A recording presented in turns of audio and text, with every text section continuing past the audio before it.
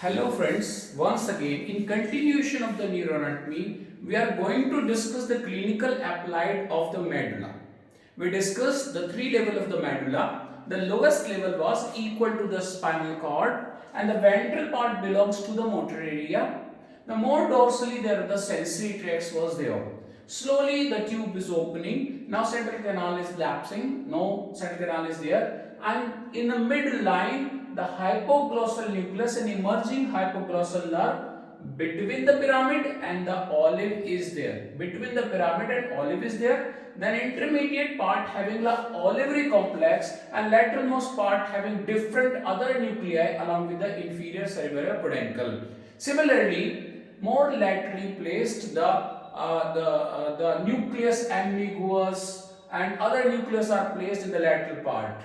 Now, if we are discussing the lesion, we have to confirm the arterial supply of the medulla. Here it is. If I am drawing an artery on this track, here this artery is supplying the different aspect of the medulla, different lateral aspect of the medulla, and this artery is known as PICA, that is Posterior Inferior Cerebellar Artery. This artery which is supplying the lateral part of the medulla,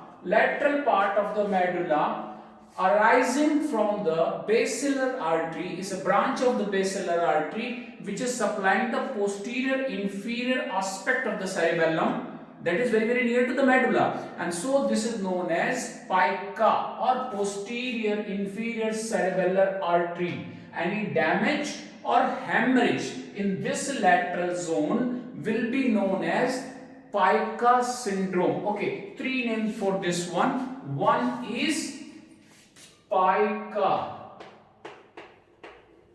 syndrome, okay, or this is also known as Wallanbergs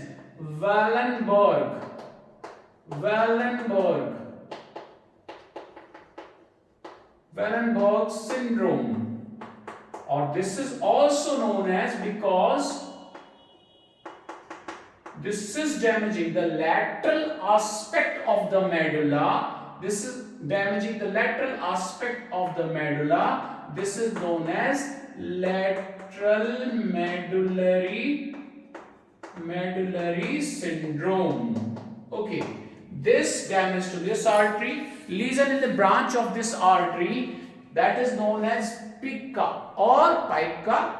Posterior, P for posterior, I for inferior, C for cerebellar, not cerebellum. Cerebellar is an area which is just starting. Cerebellar artery or damage to lesion to this area is known as PICA syndrome, or also known as Wallanbergs syndrome, also known as lateral medullary syndrome. You can find out a frequent short note question by all these names. Very frequently asked question: PICA syndrome, lateral medullary syndrome, and Wallanbergs syndrome. These all are name of a single condition. And what happening into this condition? Number one, you can see this nucleus, that is a spinal nucleus of trigeminal nerve. Spinal nucleus of trigeminal nerve is damaged, and we discussed the spinal nucleus of the trigeminal nerve having reception of the face, head and neck, pain and temperature. This is almost in alignment of the substantia gelatinosa of the spinal cord. So one thing which is we are losing the same side face temperature, cervical region and face temperature and the pain. Okay, facial region, pain and temperature all lapse on the same side. Number second, there is the lateral spinothalamic tract which is carrying the pain fiber of other side, because these fiber are crossed just to the lower level. Okay, these are crossed fiber. So pain and temperature of the other half of the body. Suppose the pain and temperature of the right side, lesion on the right side, Okay, lesion on the right side, PICA syndrome of right side is there. The face and the temperature and the pain on the right side of face will be gone, and the pain and temperature of other half of the body is gone from below the face. Okay, and this is known as alternating hemianesthesia. Not only that, you can see in this lateral part, nucleus ambiguous is there. This blue color representing the nucleus ambiguous. Due to the damage of this nucleus ambiguous, there will be weakness of the soft palate pharyngeal muscles. When this is supplying to this soft palate and pharyngeal muscles, these muscles will be weak. Okay, not only the matter of the hemianesthesia due to this spinal nucleus of trigeminal nerve and the lateral spinothalmic tract, which are major tract which are going to damage, whether this lesion is occurring on this level or just below this one.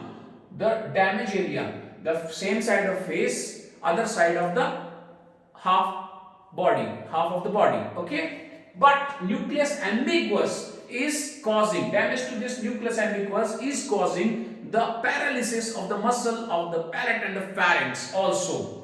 So it is also known as alternate hemianesthesia, but partial paralysis of the palates is also there. One more thing, a large reticular area is there which belongs to the autonomic nervous system. So this may be present with the Horner syndrome. Horner syndrome, you can read about the Horner syndrome, multiple ptosis, meiosis, anophthalmos, etc. and anhidrosis of face. These are features of the Horner syndrome. You will read many times the Horner syndrome, CAT1 Horner syndrome, due to the reticular area. So, 4 features of these PICA syndrome, Wallanbergs syndrome and Lateral Medullary syndrome. Number 1, due to the damage of the spinal nucleus of the trigeminal nerve, here there will be damage to the same side face, temperature and pain. Due to the damage of lateral spinothalmic tract, there will be damage to the contralateral half body, that is leading to the alternating hemianesthesia. Plus, nucleus ambiguous will assure that there will be paralysis of the muscles of the pharynx and the soft palate, etc.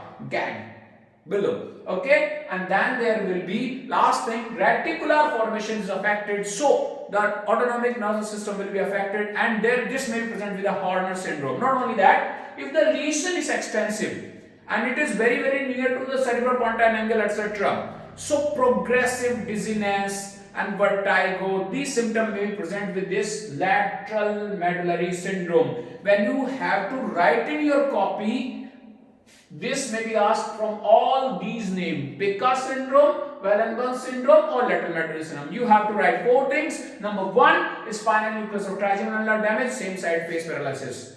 Due to the lateral spinothalmic tract, other side of the half of the body is causing anesthesia of the pain and temperature. And this term is also known as, this syndrome is also known as alternating hemianesthesia. Okay, plus nucleus ambiguous, third one, and due to this there is the loss or paralysis of the soft palate and pharynx.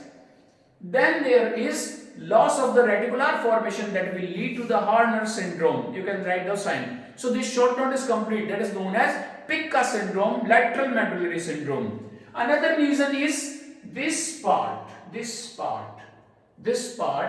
especially if I am making this one, this medial part, this complete medial part is affected by the damage to this artery which is known as anterior spinal artery, which is framed by the vertebral artery. Both vertebral arteries forming this one, anterior spinal artery. So this syndrome is known as, I'm writing by another chalk, medial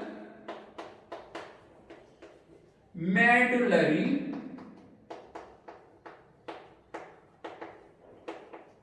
syndrome. Medial medullary syndrome, or by the name of the artery, anterior spinal artery syndrome. Anterior spinal artery syndrome. And by this syndrome, what you can do? Okay, first one, the pyramidal are gone, and below the pyramids are crossing at the lowest level. So, if the damage to the right half of the medulla, this section is going like this one. If the right half of the pyramid is gone, there is contralateral hemiplegia, other half. Suppose the right side medullary level is affected, the left hand and left would be gone, which was discussed in the upper motor neuron.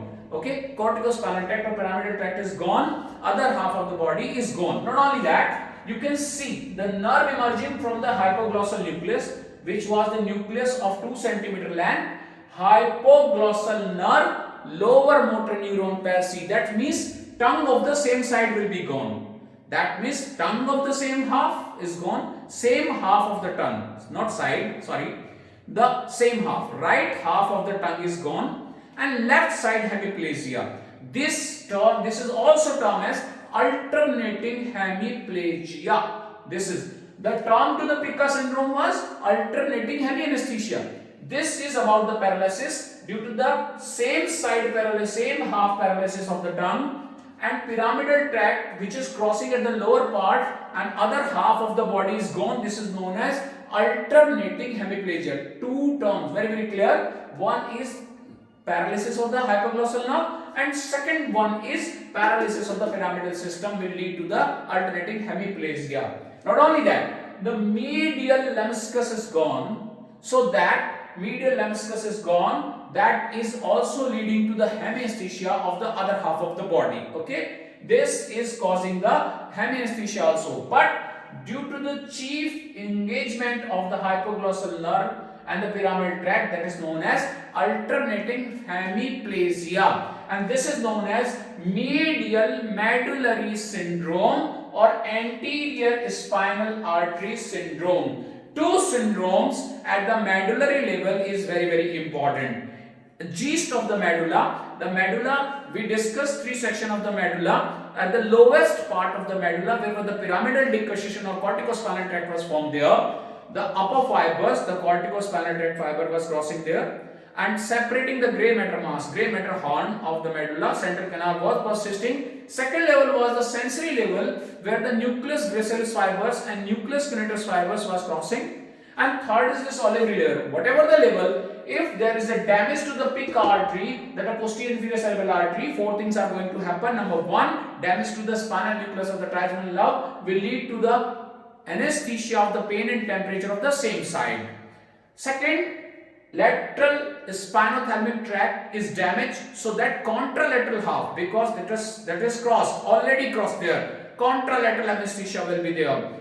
So this syndrome is also known as alternating hemianesthesia. Plus nucleus ambiguous, third thing, nucleus ambiguous will lead to paralysis of pharynx and soft palate, and not only that, reticular system will lead to the Horner syndrome creation, that is ptosis, meiosis, anhydrosis, etc. You will read Horner syndrome at many aspects in the apex of the lung, CAT1, etc. Okay, then the medial medullary syndrome, chief aspect is this is the anterior artery, which is known as anterior spinal artery, and this anterior spinal artery chiefly supplying this aspect will lead to damage to the hypoglossal nerve. That will lead to the same half of the tongue is paralyzed, and tongue is, suppose these are two half of the tongue and these are meeting in the midline.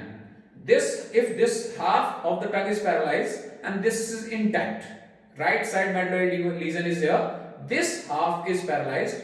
If you want to protrude your tongue, this half will move, this will not, and like a curved sword, this tongue will move like this, because this half is protruding, this is not working. So the tip of the tongue will go toward the paralyzed side. The tip of tongue will tell which side is affected, which side lower motor neuron palsy of the hypoglossal nerve is occurring. That is a frequently asked in the clinical aspect question. So the medial medullary syndrome and the lateral medullary syndrome is very important short note in any examination, theory as well as in a section of the medulla, or sometime asked in the viva also. Not only that, this is a very frequently asked question in many competitive examination. What are the component? And not only that, cerebropontine angle may be affected. This may lead to the dizziness, vertigo, and progressive deafness. that may be along with this syndrome, and you have to read medullary. Actually, all the medullary lesions are usually fatal because this aspect does not have many nucleuses, but this also having a vital center for the respiration, reticular area, etc., and that may be fatal to the individual which is suffering from this kind of lesions. Thank you, friend. Kindly go through this video, and also subscribe for new channel for motivating me for other videos. Kindly subscribe my channel and press the bell icon. Thank you. Good night.